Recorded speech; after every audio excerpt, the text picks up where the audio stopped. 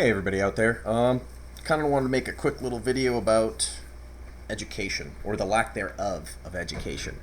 Um, it's strange that when we look at how public schools work, I know when I went to school, and some of you watching this video may have actually gone to school with me, and you might remember it in at the high school that they used to have a economics course, a civics course, a social studies course, and also, if you wanted to, you could take kind of a financial planning course so that you could learn how about bank accounts, opening accounts, credit cards, checking accounts, how to balance a checkbook, how an easy way to set yourself up to pay bills.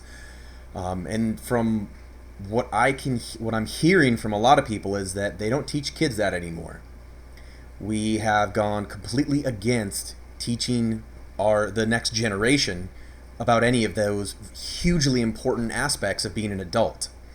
And we go more to indoctrinate kids and how to teach them how that they can work minor, meaningful, less jobs, like menial tasks. And this is a huge problem that is going to affect not the current generation that's the one that's out there rioting and protesting along with everybody else, but their generation after them and then after that. That if we don't work on this, then the U.S. will and is going to be turned into a third world country. And I know a lot of people out there that think of American exceptionalism as that, no, that would never happen because, the whatever reason. If you don't produce things, the dollar will be taken out of the global currency as the globally traded currency. And if you're not familiar with that, then you can blame your economics professor, if you had one or not, or your economics teacher in high school, or you weren't paying attention to them. The reason that the United States is doing so well is because the global currency is the American dollar. Without that, the fact that we do not produce anything, we would be just as bad as a lot of other countries out there. The European Union, it has all of those countries to prop up the euro. Great Britain, the pound, the reason the pound is so well is because it's backed by silver.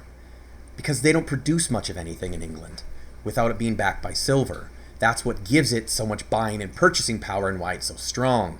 The US dollar used to be backed by the gold standard, but we got rid of that because then it makes it harder for us to increase and decrease inflation. And so in a really easy way is that it's harder to steal. It's harder for the government to steal from the people. And if you look at the education system, how in high school, if you look at people that are in their 40s, in their 50s, 60s, what they had to learn in school as far as an education system for their curriculum is much different than what we learn now. They actually had to learn basic skills for living for a lot of places. Some schools didn't really teach that as much, but the majority of the country did. And if you don't believe it, then go ask people that are older than you. Ask them how they learned in some of the classes that they learned. And you'll see a huge disparity in it. That now our education system pushes away from that completely. And that's a huge problem that we have. And that people aren't learning it in colleges as well, because we keep on pushing degrees that don't do anybody any good. That you pay for a 4-year college and you rack up all this student debt that the government will pay but doesn't pay, and it works against our best interest as consumers. When the government pays for everybody's college and they don't try to negotiate a better price, we all lose because we're spending that. That's coming from our pocketbooks. It's the same way that if you look at Medicare and Medicaid, the fact that Congress made it illegal for Medicare and Medicaid to negotiate for better drug prices. Hence why you can go north across the border to Canada and get the exact same drug for dollars less, or south of the border down to Mexico and get procedures and prescription drugs for quite a few dollars less, for 30, 40, 50%, 60, sometimes 70% cheaper. It's because that we're not allowed to negotiate for prices. And when you can't negotiate for a price, you have to get stuck with whatever they charge. And this happens with the government all the time. And because it's lack of education in all of us, that we don't hold the government and our politicians accountable. I know that from when I was in the military, you can see it, the exorbitant prices that the government would be charged, $50,000 to $60,000 for an air conditioning unit that I can go walk down to Walmart at, or drive down, and pick up for under $50. But yet, a third party charges the United States government $50,000 for that, or $10,000 for that, or even $5,000 for that, or $1,000 for that. It doesn't cost $1,000 to ship a single air conditioning unit overseas so that you can give it to one of their own workers. And that's the other crazy part. So the lack of education that we do have in this country is making us more for learning how to work at small, simple jobs that don't actually have any skilled labor.